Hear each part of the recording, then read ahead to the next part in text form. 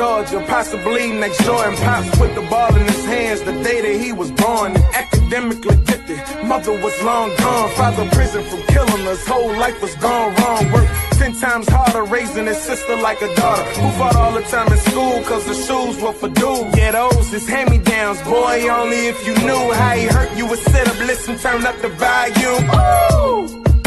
I feel for that nigga, and if that's fake, I step up and keep it real for that nigga. He was cold-hearted emotionally, dreaming for days, hoping he had little what it takes to get big and smile on his sister face. Man, I'm a go-getter, and I'm on an iwakeibake with PoeboiENT Entertainment. Now get up and get this money. Wake your ass up And roll that shit up. And get your ass started. iwakeibake morning show with my man PoeboiENT TV. You ain't rolling up right now, you ain't doing shit in the morning time.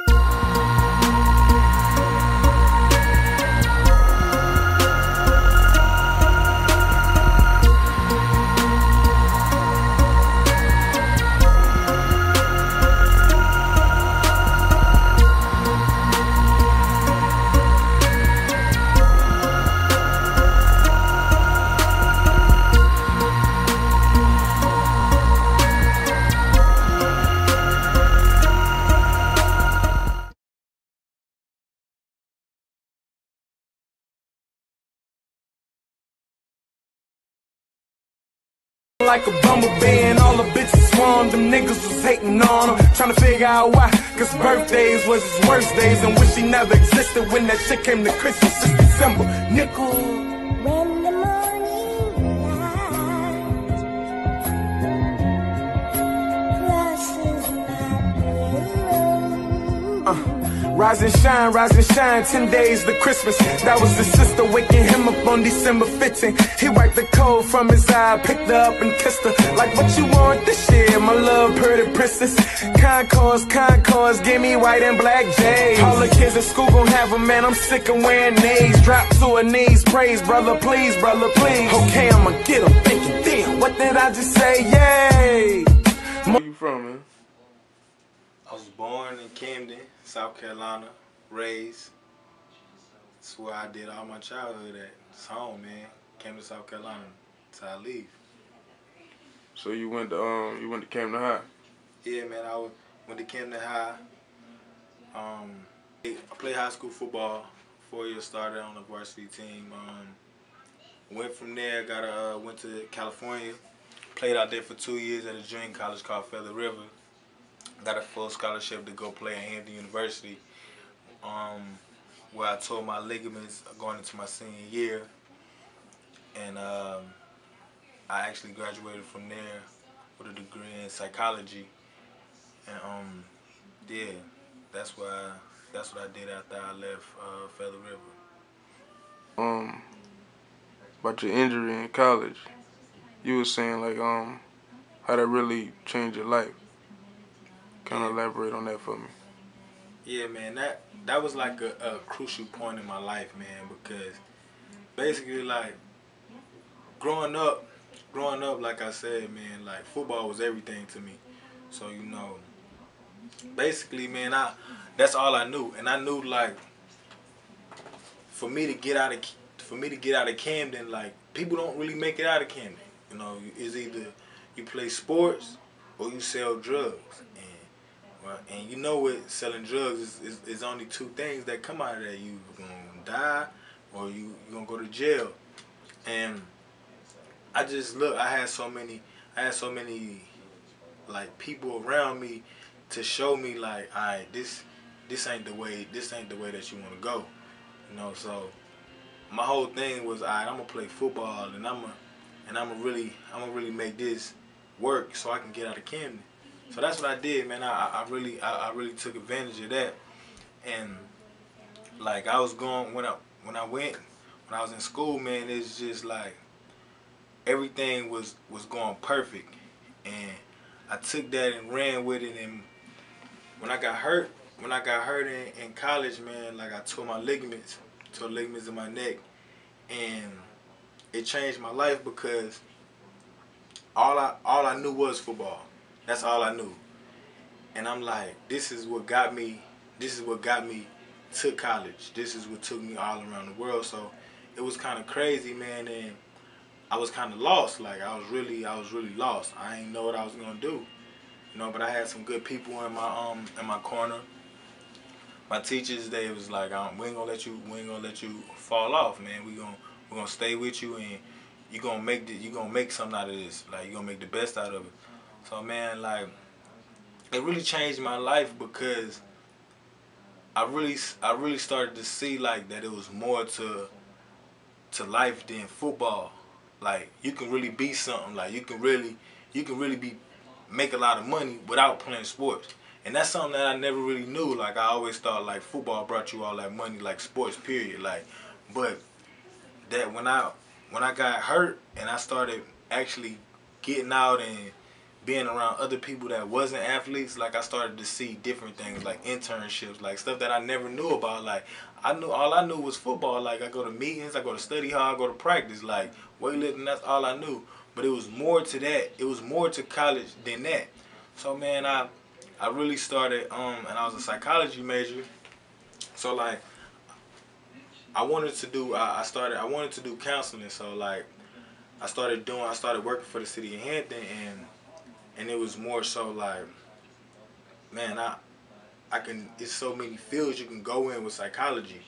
So man, I started thinking about like, man, I got hurt. My mom got a pass, man. Like I done seen so much.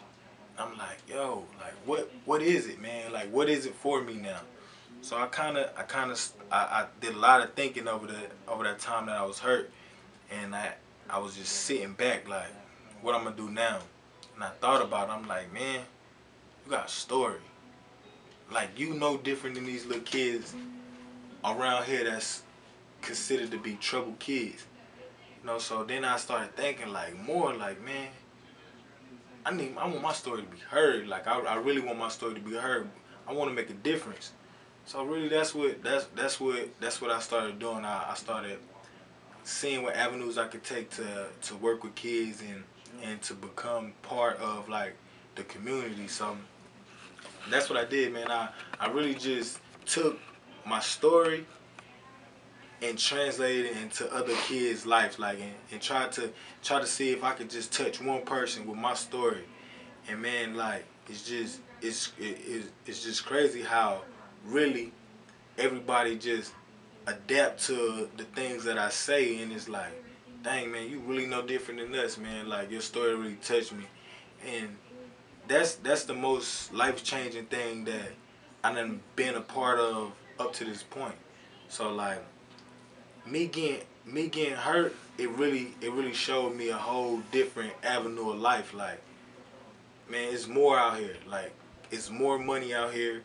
It's more avenues that you can go to and still be that person that you always wanted to be, and give back and do all these things without being on the big screen in the football uniform or basketball uniform, and still have the same impact but just in a different way.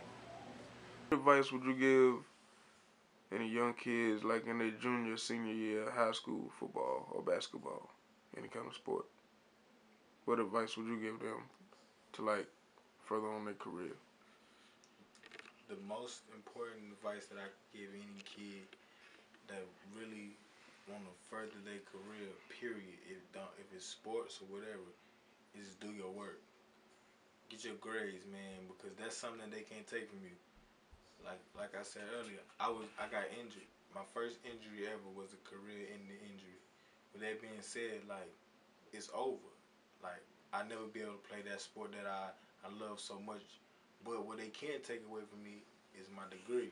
So the best advice I can give any kid, man, is do your schoolwork, man. Take it serious. Like take advantage of all your resources that you got around you, because man, like that's something that they can't take away from you. No matter how hard they try, that's yours. You earned it, and that's yours. Like that's the best advice that I can give any kid that's coming up. Having you on the show, you want to give any shout outs to anybody? Or let everybody know like what plans you got, what you got coming up? Yeah, man. Basically, man, I got all my plans is, man, just to keep on grinding, man, and really make my dreams come to reality, man, start getting more active with the community. Really just giving back to the kids, man, and that's my main focus. But I want to shout out PoeboiENT, you know what I'm saying, PoeboiENT Entertainment for doing this interview, man. Been rocking with him for a long time. Shout out to my team, man, Galaxy, Rich, you know what I'm saying, all accused, my family, all my friends, Trev, you know, everybody, man, that believed in me, man. Shout out my moms, big up to my pops, rest in peace. But everybody that believed in me, man, for real, like, everybody that supported me since day one, since I was out there grinding on the football field and to this point where I'm at right now.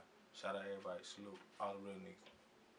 I'm training on Twitter, pound, releasing 23rd, midnight at West End. Scratch his head, stressing, questioning how he gon' get the bread and still pay the bills on the second. Refuse to say sis can't help ya, she been bragging about them levels. Damn, time is only getting the worse. It's the 21st and all he can think is snatching the purse. Earl. These are the new Jordans. That's it, huh? Yeah, how much these cost, man? $139, $150 with tax. $150? The whole thing.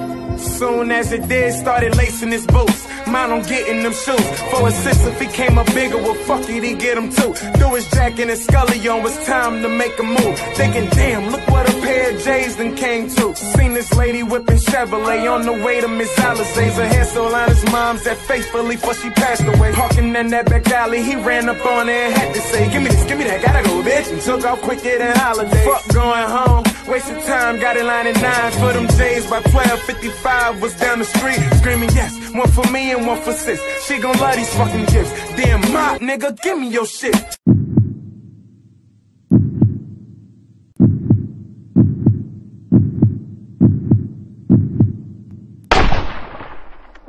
Knees hit the concrete, I ain't having that at all. I was snuck up from behind, he ain't know a gun was involved. Clips crapper from behind, now he the news headliner. They killed this nigga for J's, that's death over designer.